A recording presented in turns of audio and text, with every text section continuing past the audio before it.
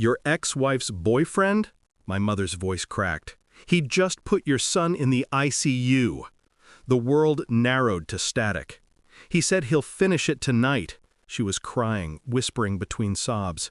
The doctors, they don't think he'll make it. I could hear her trembling through the signal. I could also hear my commander step into the tent. He looked at me, didn't ask a thing, just said, "Pack your gear. Chopper's ready." No paperwork, no orders, no hesitation. When a man like me flies home, it isn't for conversation. 2. Reveal of conflict.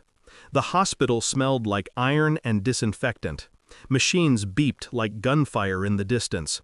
My son, 10 years old, lay motionless, wires snaking from his chest.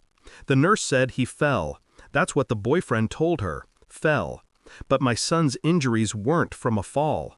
I've seen what men do when they think no one's watching. She was there, my ex-wife. Her mascara had bled down to her chin, but her eyes were dry. Too dry. "Mark," she whispered. "It was an accident." I looked at her, not with rage, just silence. The kind that makes liars fill it with noise. "Evan, he didn't mean, he's just—" She stopped when she saw my face, the same face that once stared down insurgents through a scope. That night, I sat by my son's bed until dawn. He didn't wake, but he breathed. Barely. When the doctor walked in, I asked a single question. Was it blunt trauma? He hesitated, then nodded. Baseball bat. I walked out, slow and calm, as if stepping from a briefing room. I didn't need to ask more. I just needed the truth. 3. Rising suspense. The next 3 days were reconnaissance. I went through her phone records. Calls at 11:52 p.m. Same number, twice. Then none for 2 days. Evans. Her boyfriend's name showed up on financial transfers too. Unexplained withdrawals from her account. Same night my son was hurt. A cop friend pulled surveillance from a nearby liquor store. I watched Evans' truck drive by at 8:10 p.m. My son's estimated injury time, 8:10 p.m. Coincidence is a word civilians use to feel safe. I didn't sleep, didn't eat. I watched them instead. Her and him. She laughed when he touched her shoulder outside her apartment. The same hand that nearly beat my son to death. I memorized every movement, every glance, every lie in her posture. When she called me to talk, I said yes. I let her cry, let her tell me how much she regretted everything. But inside, I was already 3 steps ahead. I had a DNA kit mailed anonymously to the hospital. Not for the injury, for something else. My son's blood. Mine. Hers. I didn't know why I needed it, until the suspicion surfaced, quiet as a ghost. He doesn't look like me. That thought alone kept me awake until morning. 4. Major reveal, the truth. The envelope came 2 days later, plain, sealed.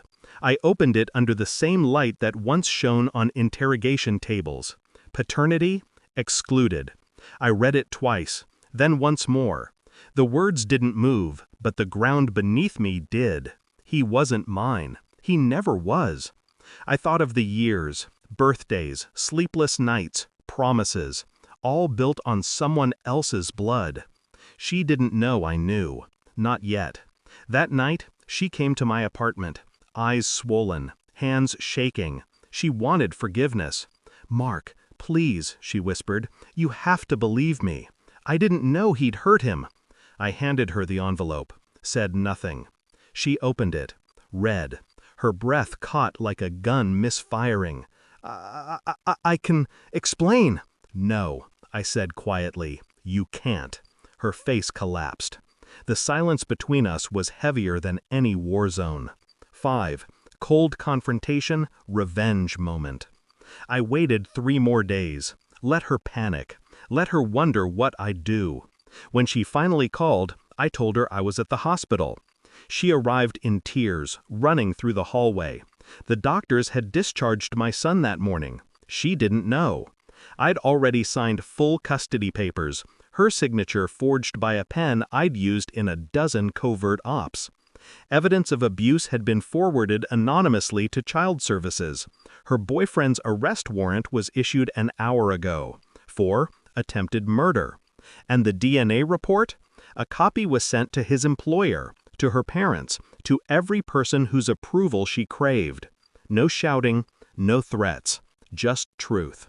When she saw me standing outside the empty hospital room, she whispered, "What did you do?" I looked at her for the last time, corrected the record. She tried to grab my arm. I stepped back, the same way I'd step back from a ticking device. She broke down in the corridor. I walked away before the first sob hit the floor. 6. Closure, emotional detachment. My son, her son, was safe now, sleeping under my mother's roof. He'd wake